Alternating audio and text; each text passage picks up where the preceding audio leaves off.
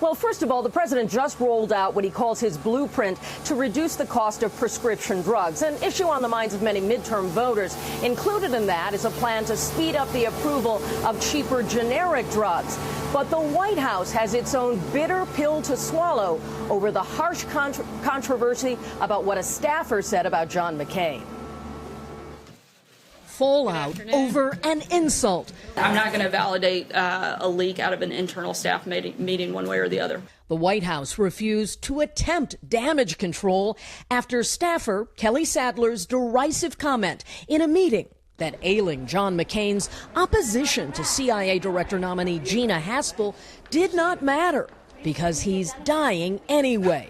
McCain's daughter, Megan, reacted Friday. I don't understand what kind of environment you're working in when that would be acceptable, and then you can come to work the next day and still have a job. Sanders did confirm Sadler still works in the Trump White House. Yes, she does. The backup for McCain, who is battling brain cancer, was swift and bipartisan. Joe Biden said in a statement, as he fights for his life, he deserves better. Ohio Governor John Kasich made a video. The comments by a White House staffer in regard to John McCain were just outrageous, totally out of line. Arizona Senator Jeff Flake. Something that is this bad, you ought to just apologize and get past it.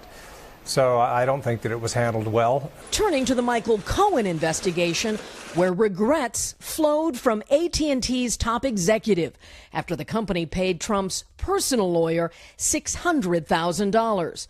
There is no other way to say it. AT&T hiring Michael Cohen as a political consultant was a big mistake. The White House did respond to questions about Cohen receiving payments from corporations like AT&T. Sarah Sanders claimed that shows that the president cannot be influenced by special interests because his administration opposed the merger of AT&T and Time Warner, while his personal lawyer Cohen was being paid by AT&T. Craig, Chanel? All right, Kelly, thank you. John Harwood is CNBC's editor-at-large covering national politics. John, good morning to you, sir. Morning, Craig.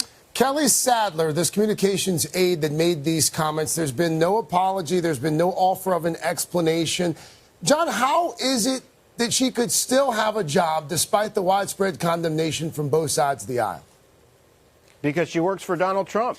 Look at the contrast between John McCain and Donald Trump. John McCain is somebody whose life has been about service and values of courage and bravery and patriotism, causes larger than himself.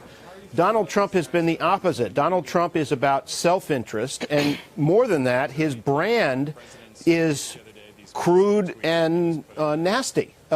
You're fired was his signature on The Apprentice, and his entire campaign has been built on insulting other people. The tone is set from the top.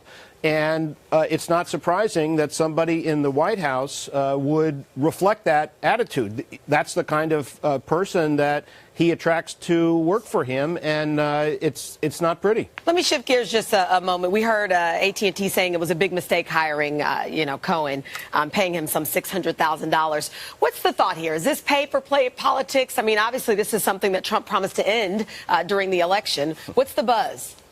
Those promises were meaningless. The pay-to-play is something that we've seen, if anything, accelerate under Donald Trump. Now, it is true that as long as Washington's been around, there have been influence peddlers and people who made cash by wielding influence.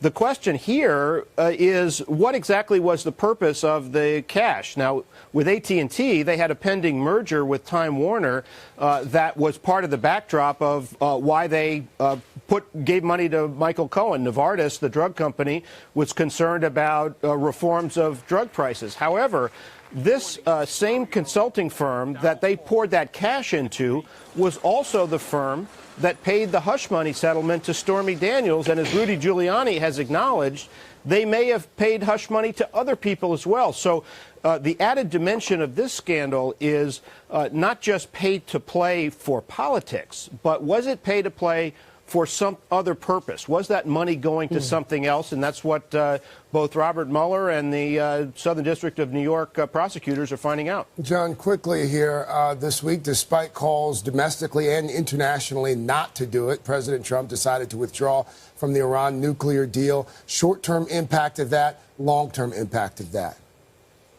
Well, the short-term impact of that is that, we saw some of those tensions between Iran and Israel bubble up. Those have been beneath the surface and rising for some time.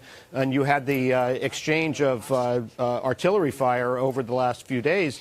Long-term, the question is going to be, does this take the world closer to outright conflict with Iran? And is a different strategy capable of achieving the goals that the West wants, which is for Iran not to have nuclear weapons?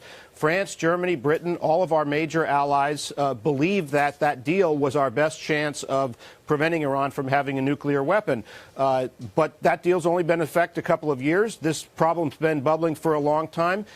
If we adopt a tougher posture to Iran, try to reconstitute those sanctions, it's going to be difficult because we don't know if our allies are going to join us in those sanctions. Is that going to produce a better result? Most of the world thinks it will not, but this administration's got a different idea. John Harwood for us this morning. John, thank you. You bet. Hello, Today fans. Thanks for checking out our YouTube channel. Subscribe by clicking that button down there and click on any of the videos over here to watch the latest interviews, show highlights, and digital exclusives.